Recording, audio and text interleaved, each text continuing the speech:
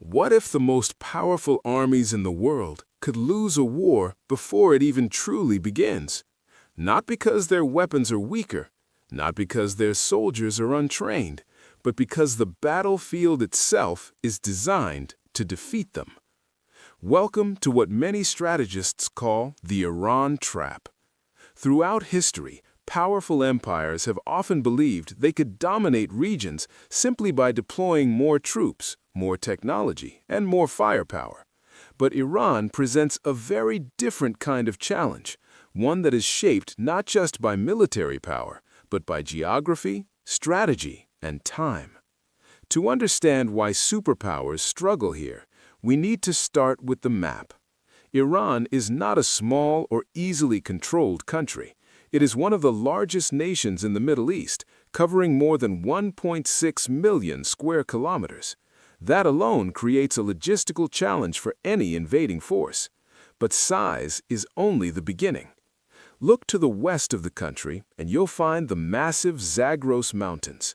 These mountains stretch for over 1,500 kilometers, forming a natural defensive barrier between Iran and Iraq.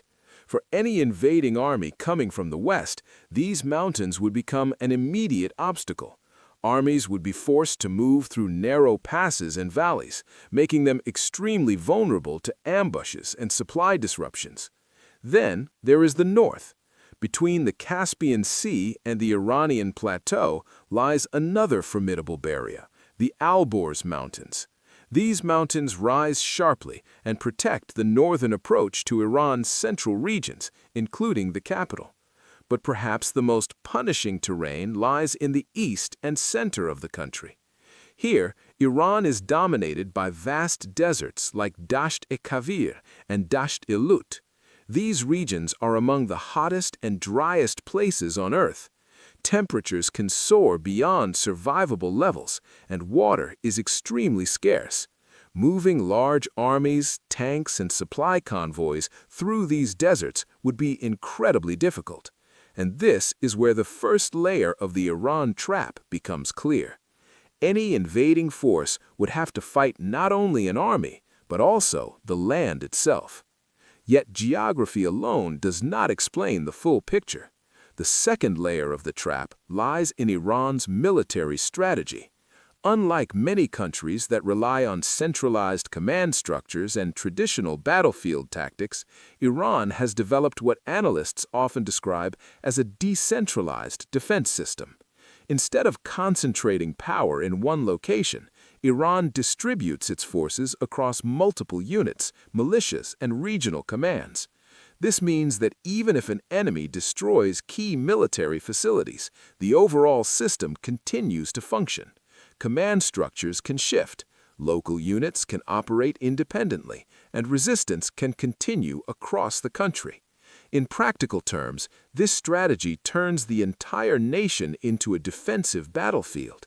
Instead of one decisive battle, an invading army could face hundreds of smaller conflicts spread across cities, mountains, and rural regions.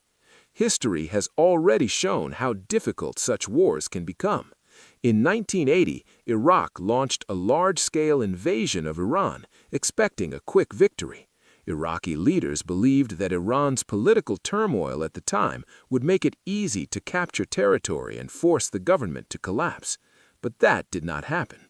Instead, the conflict turned into one of the longest wars of the 20th century, lasting 8 brutal years. Both sides suffered enormous losses, and the front lines barely moved for much of the conflict. The war demonstrated a crucial lesson. Pushing deep into Iranian territory is far harder than it appears on paper. Today, modern military planners face an additional complication. Iran has invested heavily in asymmetric warfare. This means focusing on strategies designed to counter stronger opponents in unconventional ways.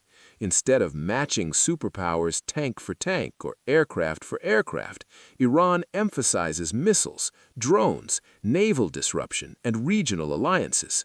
One of the most important strategic locations in this equation is the Strait of Hormuz. This narrow waterway connects the Persian Gulf to the global ocean and serves as one of the most critical energy choke points in the world. A large portion of global oil shipments pass through this route every day. If a conflict were to escalate in this region, even limited disruptions could have enormous consequences for the global economy. Oil prices could spike, shipping routes could become unsafe, and economic pressure could spread far beyond the battlefield. This creates a situation where even a militarily superior power must think carefully before escalating a conflict, because the real danger of the Iran trap is not simply losing a battle. It is becoming trapped in a long, expensive conflict that drains resources, destabilizes regions, and creates global consequences. Mountains slow the advance, deserts stretch supply lines to their limits, decentralized defenses prolong the fight, and economic pressure raises the stakes for everyone involved. In other words, victory becomes increasingly difficult to define.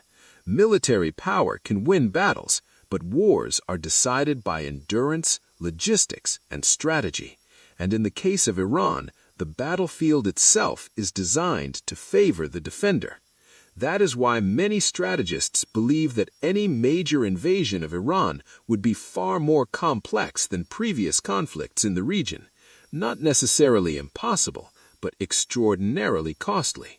And that is the essence of the Iran trap. Sometimes the strongest weapon a country has is not its missiles, tanks, or soldiers. Sometimes the strongest defense is the land itself.